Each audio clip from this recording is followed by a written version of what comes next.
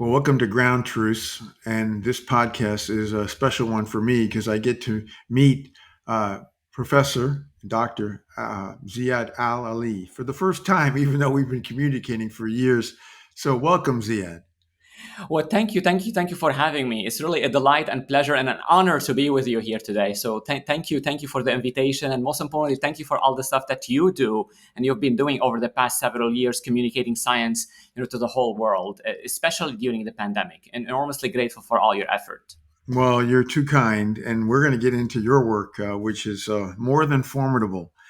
But before I do that, because you have been a leading light in the pandemic and understanding, especially through the large Veterans Affairs population, the largest healthcare system in the United States, the toll of COVID. But before we touch on that, a bit on your background. First, you're a young guy. You haven't even hit 50 yet. My goodness, right? And you grew up in Lebanon, Mhm, as I understand it. And you were already coding when you were age 14, I think, right? mhm, mhm. Pretty wild. And then you perhaps the death of your father at a young age of multiple myeloma had a significant impact on your choice to go into medicine. Is that right? That's how it, yeah, this is how it is. So I grew up in Lebanon, and when I was growing up, the computer sort of revolution at that time sort of was happening, and you know all of a sudden in my surroundings there's like these people who are have these Commodore 64. So I decided that I wanted to one. So I asked my parents to get me one. They got me one. I learned coding at that age, and my passion was I thought I wanted to do then why I wanted to do computer science. And then my dad fell ill with multiple myeloma, and it was an aggressive form, and he required initially a lot of chemotherapy, and then subsequently hospitalizations. I do remember vividly visiting him in the hospital and then connected with the profession of medicine. I was Mm-hmm. not on that track. I didn't really, that's not, all my youth, I wanted to be a coder. I wanted to be a computer scientist. I wanted to, do the, basically work with computers all my life. That's what my passion was.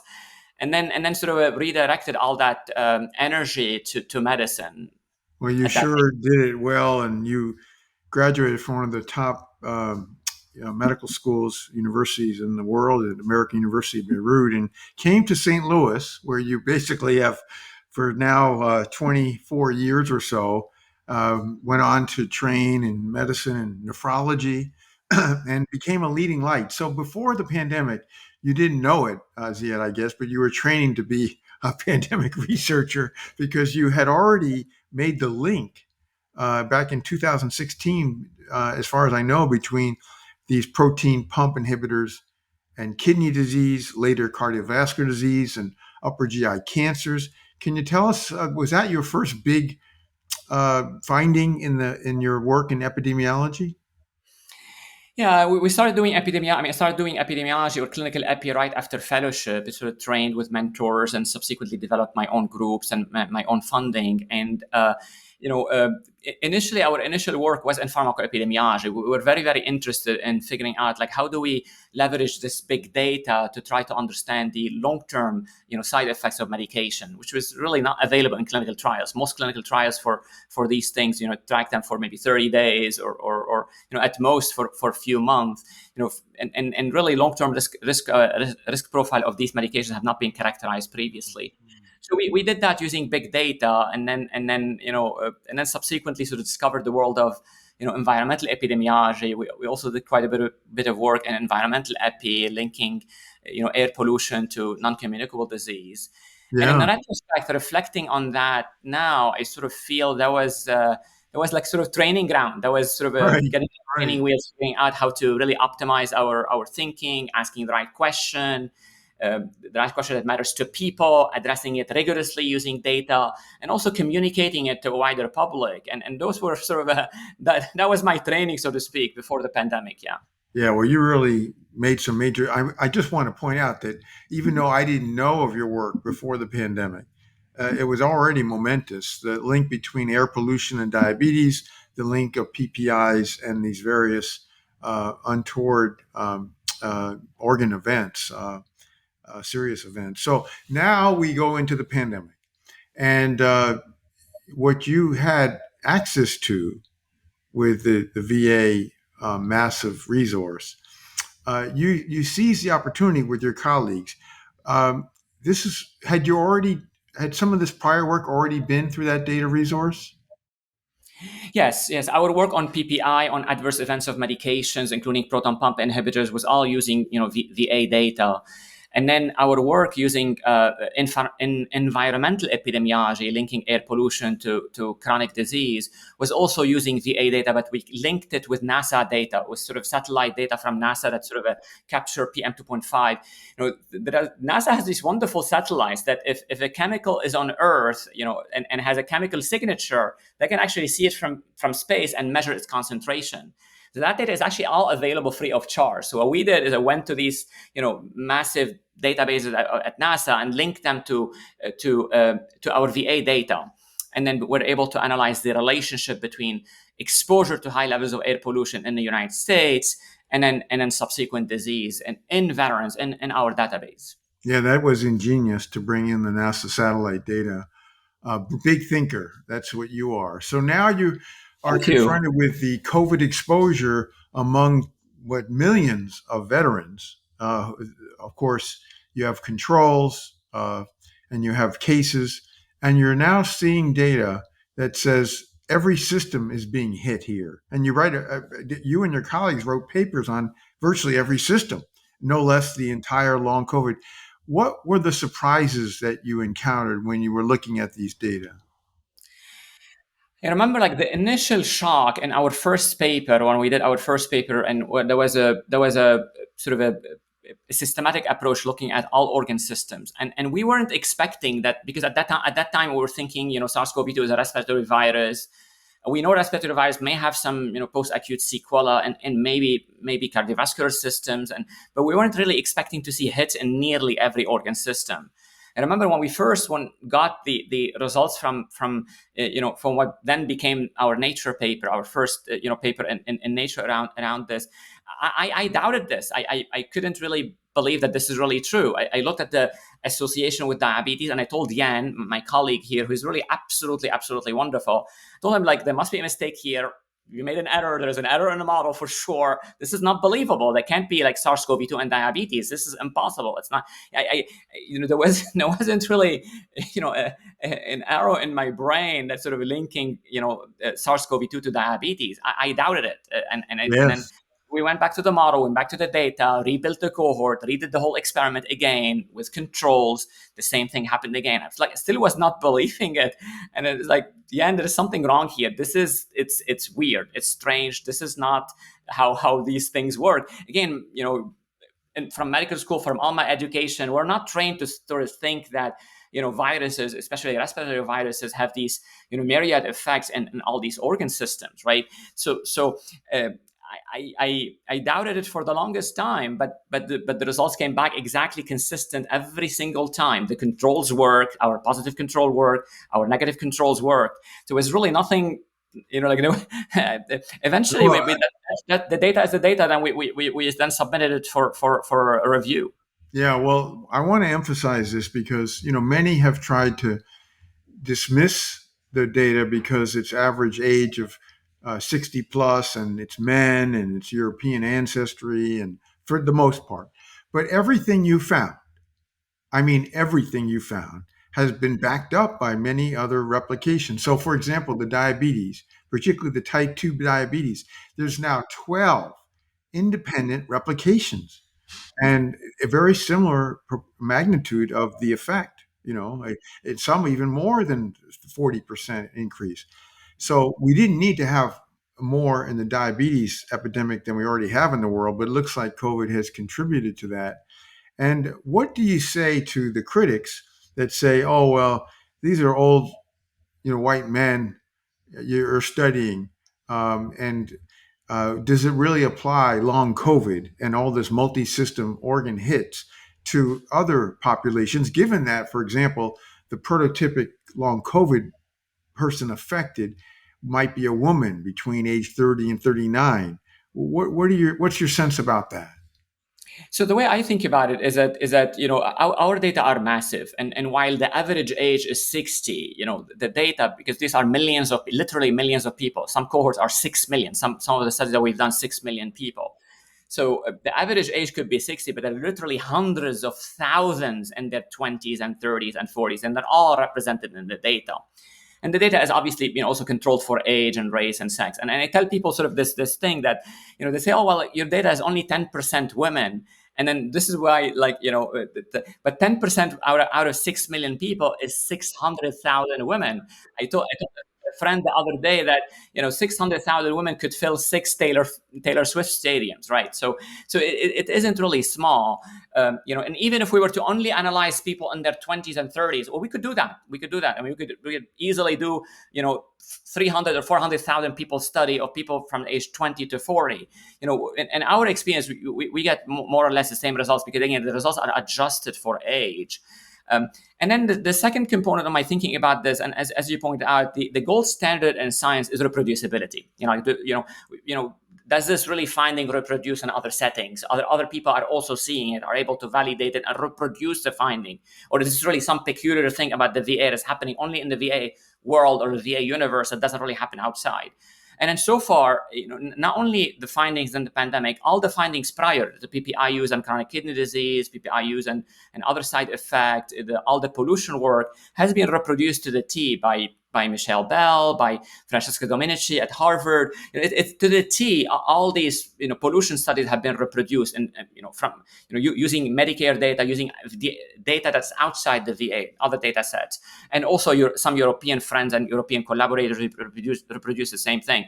So again, the gold standard in science is reproducibility, but healthy skepticism is also healthy. Because we always want to challenge the finding. Is this really true? Can we bank on it? And really, the most important thing in science is reproducibility. Really, is to be able to take this finding or take the question somewhere else, and then be able to reproduce the evidence that is seen in any data set. Right.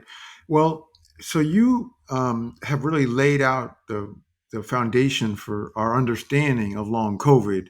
I agree with your point that there's plenty of people who are more in that prototypic age and gender, but by doing so, we have this kind of two paths. One is the symptoms of long COVID, where, as you know, there's reported even a couple of hundred, and some, of course, in clusters. And then there's these organ hits across neurologic, cardiovascular, kidney, and on and on. Um, and you recently, of course, provided the 2-year data on that, which, of course, is important because, as you know from your data, these are mostly, if not almost exclusively, unvaccinated early in the pandemic. Um, and could you comment about what your main findings were at 2 years and what you think would be the difference if this was a widely vaccinated population? Sure. And so in the 2-year studies, what we've really seen is that, and we first of all, to introduce the readers or the listeners, there were two groups. We split them into two cohorts: non-hospitalized and hospitalized people with COVID-19 compared to controls. Now, in the non-hospitalized group, in both groups we assessed about 80 sequela of SARS-CoV-2. We've seen is about 30%. The risk for 30% of the sequela remain elevated at 2 years in the non-hospitalized group. Those are the people who really had mild disease that did not necessitate hospitalization. Yet even at 2 years, they remained at high risk of about 30% of the sequela that we evaluated in that study. The risk profile for the people who were hospitalized was much more complicated, or much more or less optimistic, in the sense that they were about 65% of the sequela also registered a higher risk in the COVID group versus the control group. So now it's very, very important for people to really know that this is really because we needed to do a 2-year study. We couldn't really enroll somebody in the study who had COVID 6 months ago. They don't have a 2-year follow-up, right? So this is a 2-year study. By necessity, we had to enroll people from the very first year of the pandemic, which meant that most of the people there, nearly all actually, were the pre-Delta era, the ancestral strain or pre-Delta era, and were non-vaccinated. So to the core of the question, how does this risk profile change with time? And my hunch is that sort of a lot of things have changed. Obviously, now we have vaccination, we have population level immunity.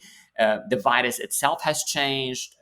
We have antivirals, Paxlovid and others, but mainly Paxlovid, and all of those are known to ameliorate the risk of not only but acute disease but also chronic disease or the risk of long COVID to various degrees. But there's certainly we see in our work and other people's work there is evidence of risk reduction in these in the risk of long-term sequela or long-term consequences of SARS-CoV-2 infection.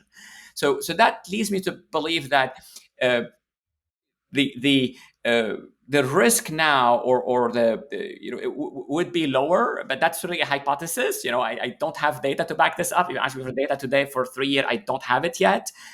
We're thinking about it a lot. We're trying to work on it. I don't have it yet, but the hunch is that this is really it's lower now than what it was. Right, right. No, that'll be really interesting to see, and I certainly agree with you. As other studies, obviously none as large as what your data resource is with the Veterans Affairs, have suggested that the vaccines and boosters are providing some protection.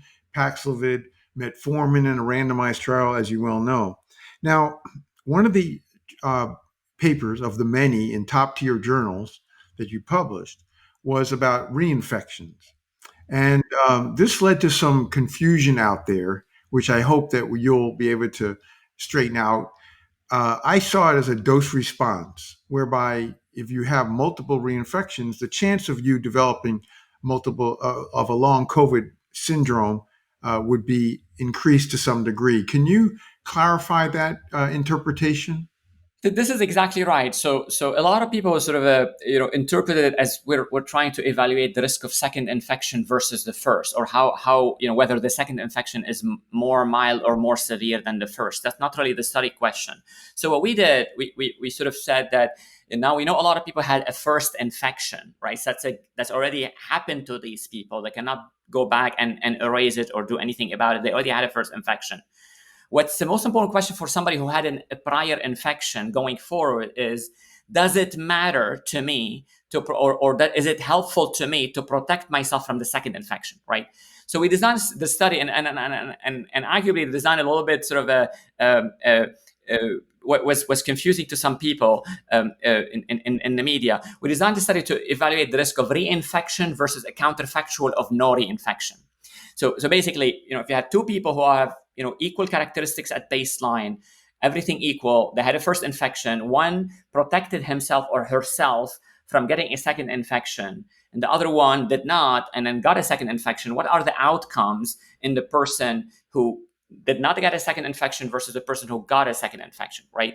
And the results are very, very clear that a second infection or reinfection is consequential. It adds or it contributes additional risks, both in the acute phase. It can put even reinfection can put people in the hospital, can also result in some death. That's very, very clear in our data, and has been is very clear in other data as well, and can also contribute risk of long COVID. So I think that the best interpretation for this is that for people to think that 2 infections are worse than 1 and 3 are worse than 2, right? So 2 infections are worse than 1 and 3 are worse than 2. But we've learned a lot from this paper, because I definitely agree, and I've seen a lot sort of not the right interpretation for it. We discovered that America does not like counterfactual thinking. That it's really hard to explain counterfactual thinking, but that's really sort of but that's really what we thought about as the most important question to answer. It isn't really whether a second infection is really milder or more severe than a first. Is more like if you were to do something about it, does it really help you to prevent yourself from getting a second infection or a third infection, right? And for us to design the study to answer this specific question, we compared reinfection to no reinfection. And we thought we wrote it very clearly. Still some headlines where, these are comparing a second infection to a first infection, which that was not our intent. We didn't really design the study this way. As a matter of fact, we had a little bit of a hunch that it might be misinterpreted this way. At the very, very last minute, in the copy editing stage, I inserted a sentence in the discussion that our results and our work should not be interpreted as a comparison of a second infection versus first. This is, I hope the editor is not listening. I inserted this at the last minute in the copy editing stage in the limitations section to help people understand that this is not an evaluation or a comparative evaluation of the risks of the second infection versus the first, but more a second infection versus no second infection. Right, right. No, I'm so glad you clarified that because I think it's an important result, and it has indeed, like everything else you've done, been replicated. So now I want to ask you: are you a Novid? Have you ever had COVID? Oh, I did have. Tried to reduce my risk, and I did everything I'm supposed to do, except that in this June, about 2 months ago, I traveled and I got it while traveling. I Uh, guess I was doing all the precautions that I could, and I got it. Ended up having, although I'm young and I don't mind sharing, I got Paxlovid because I got Paxlovid and I got over it. But that was my first, and it was only 2 months ago. And I did my best throughout this pandemic to prevent it. But then, travel is tricky because you're exposed to a lot of people on the plane, and you don't, it's tricky. At the airport is very busy, crowded, and it's very tricky. So. no, especially because people are not and taking precautions anymore, and so you go to these crowded places with poor ventilation, and very few people wear masks, and we still have all these people who are anti-mask, anti-science, anti-vax, and that isn't helping either. So the next thing I was going to ask you about was you've done this remarkable work, a series of papers that have led the pandemic, and in fact you really have the only pulse on the United States data because outside of what you have in terms of all these electronic health records and longitudinal follow up, we don't have any health system that has this capability. So we have relied on you and your team to give us these really critical readouts. What are you going to do next?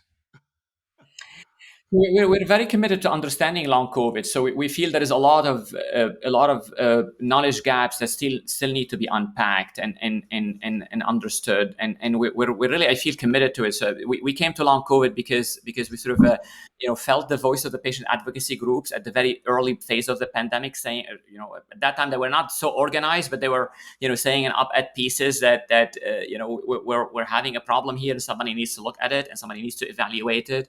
We immersed ourselves in long COVID, sort of really inspired by the patient advocacy groups initially, and we feel connected to this. So that's really we're definitely committed to deepen our understanding of long COVID. But having said that, I sort of feel that. I do hope that our work, inspire others. That there is a lot of value in data. There are limitations, existing data or big data is not without limitations. There are limitations in the data, but it can also, unlock a lot of insights, especially in crises like the one we just experienced, the Well, pandemic. yeah, And this, I think you have some extraordinary opportunities. So, for example, when you found what previously was not appreciated through the data resource of the Veterans Affairs, the relationship between a medication, protein pump inhibitors, and kidney and cardiovascular diseases, I wonder, for example, because so many people take metformin, would metformin show protection from long COVID within the Mhm. Veterans Affairs database? As an example, of course, maybe there are even some medications that are commonly used that offer a protective effect. I mean, you might be able to look at something like that because you, the data you have to work with, in so many ways, is massive and unprecedented. Well, yeah, I mean, so the scale of VA data is really amazing. So it's really the largest integrated healthcare system in the US, and it's really fully integrated. There's lab data, medication data, sociodemographics, everything, benefits data, literally everything is in one place. And there is opportunity to try to evaluate therapeutics, the effect of metformin, other antihyperglycemics, maybe GLP-1s, and so there's a lot of these hypotheses that they because the virus might reside in fat cells. There is this hypothesis that was just recently reviewed in a beautiful review in Nature Immunology on like the viral persistence hypothesis. So Hmm. so as a potential mechanistic pathway for long COVID, right? So there are a lot of hypotheses around metformin and GLP-1, and I think the VA environment or data environment is certainly good to test those, at least to help inform trials in this space. Now there is already a trial on metformin, so that's Yes. already done by David. Well, It's, yeah, but looking at it from another angle, and the VA data would also I think would add insight and would further contribute to the national conversation. right. I mean, I think the Canadians at McMaster are starting a very large trial, metformin, with 5,000 participants. But I wonder, if there were these drugs that are linked to mTOR and mitochondrial function enhancement, which, as you said, not only was there an excellent review on the persistence of the virus in reservoirs, but also one that you know of well, we're bringing in the potential of mitochondrial dysfunction as a unifying theme. Now, um, as we go forward, obviously the um, the COVID problem is not going away. We have this circulating virus in one form or another, one version, one strain or another over the years ahead. And we only know of one way to avoid long COVID for sure, which is not getting COVID in the first place. And at least we have some things that would help if you have COVID, like what you already reviewed with Paxlovid. But the question is, there's no treatment out there. And you have been, of course, helping as an advisor to the White House and WHO and the patient led collaborative. And the frustration out there is high because the Big Recover at NIH had over $1 billion. And they have done really almost nothing in clinical trials. Imagine if you had $1 billion to work with. Can you comment about the fact that here we are, we're in September of 2023, and we don't even have one good clinical trial of a potential therapeutic? So this is enormously frustrating to me as I well. should be preventive therapy, not therapy. You know what I mean, right? Yes. So no, we're definitely on the same page. So this is enormously frustrating to me and 3 years into the pandemic, we still have, and I do remember when I see the white box that you put on your tweet, and I think was recently illustrated in Fortune magazine. That there's 3 years into it, this is a full list of therapeutics for long COVID, and it's literally zero, nothing there. So it's really it's very, very, very disappointing, and I do think that we want Recover to succeed. That's really very, very important. We want Recover to succeed. The patient community want also Recover to succeed, and I think this is really hopefully an invitation. All this, what I think is a constructive criticism of Recover. Hopefully the Recover folks will take it to heart and will sort of rethink the approach and rethink the allocation of funds. In particular, what really bothers me the most, and I've told them about this. I mean, as you know, that I talk to multiple people in HHS and the White House and all that. What really bothers me the most is that a lot of the money had been actually allocated to the observational arm to Recover. And my Yeah. argument to them is that actually we can produce the same. We actually not can. We have produced all that evidence for peanuts 2 years ago. Right. Like we Right. don't need a study in JAMA to tell us that, well, long COVID is characterized by fatigue and brain fog. I know that already.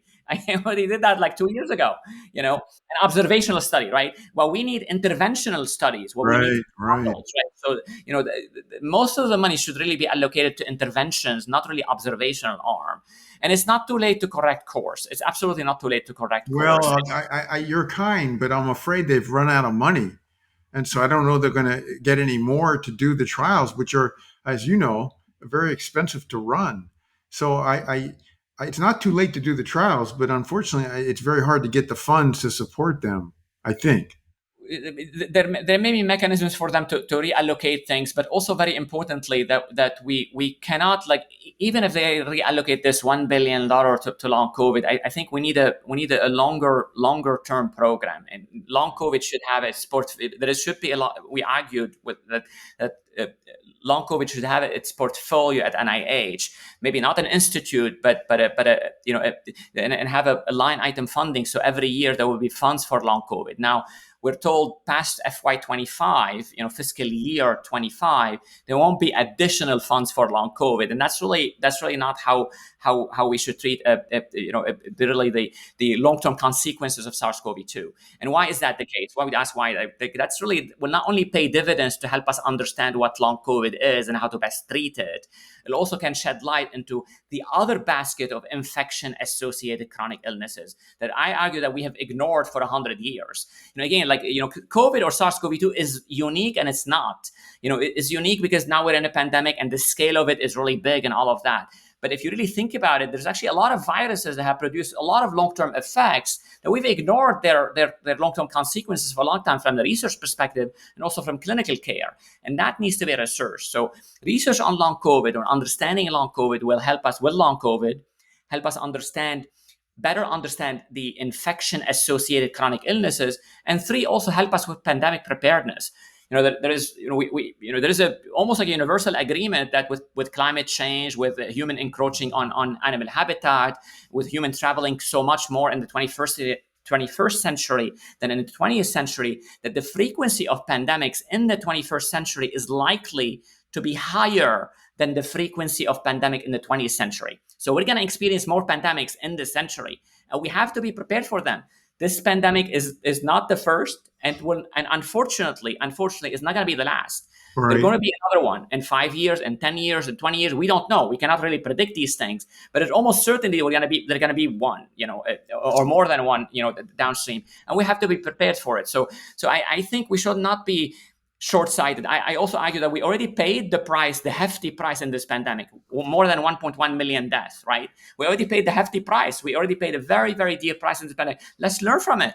Let's learn as much as possible from this pandemic. Let's learn to be able to help us for the next one. Now, having said, I want to underscore a point you made, which is, it's not just this virus of SARS-CoV-2. The myalgic encephalomyelitis, CFS, and many other viruses have led to a post-viral syndrome, which is very debilitating. So yes, we can anticipate that not only do we have a burden that goes beyond COVID, but we may see this sort of thing of lasting, debilitating impact of future pathogens.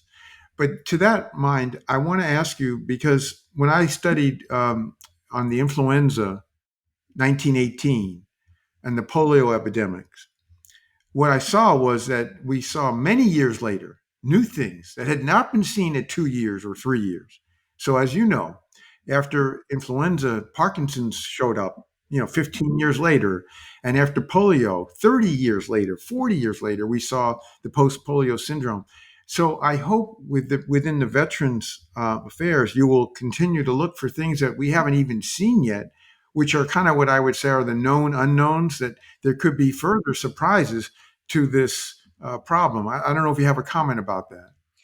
No, we're cognizant of the prior observations, the historical observations that it took more than a decade for Parkinson's to show up after the flu, and there potentially could be latent effects of viruses, things that we're not seeing now.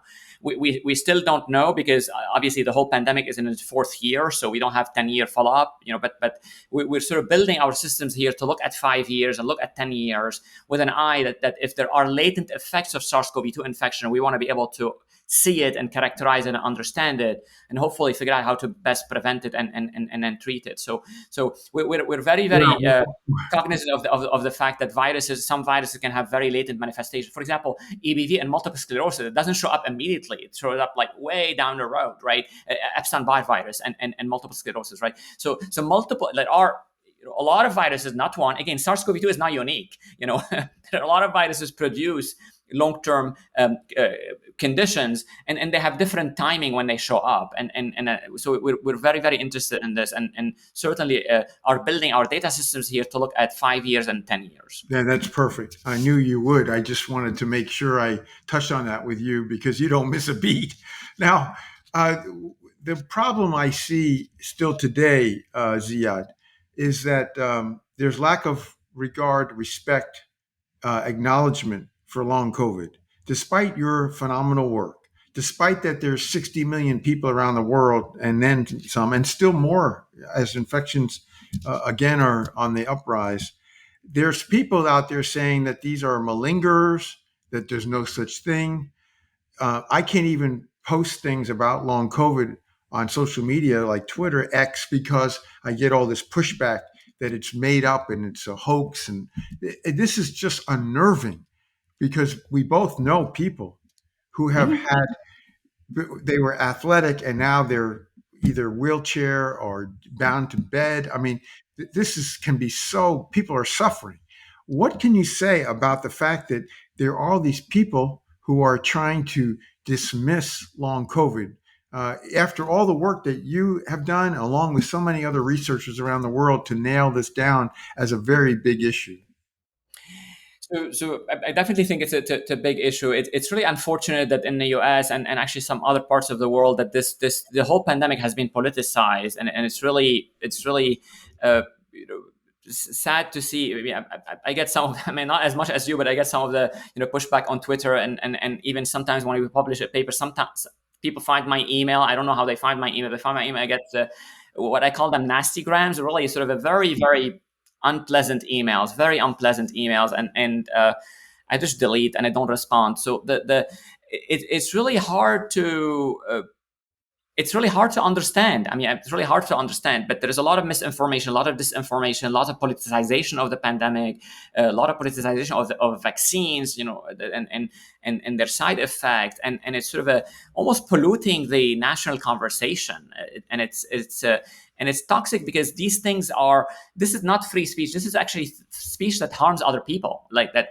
there are people that feel, disenfranchised, that feel sort of that feel that they're not, that their illness is not recognized, or some people refer to it as gaslighting, Yeah, that the condition is being yeah. gaslit, but by this toxic discourse, and that's really unfortunate. But I wish I have a sort of a very clear solution, or very clear sort of a understanding of how to address this. It's something that baffles me, and I, because of some of the stuff that I experienced, I sort of declassify as almost toxic. It's really No, very. yeah, you're again, you're being kind because it's, or you're, I mean, you're not. I think it's so dreadfully toxic. It's disgusting, despicable. Now, I'm disconcerted because, like, for example, the last time we had a State of the Union address by the president, he said, the pandemic's looking good. I've never heard our president say about long COVID.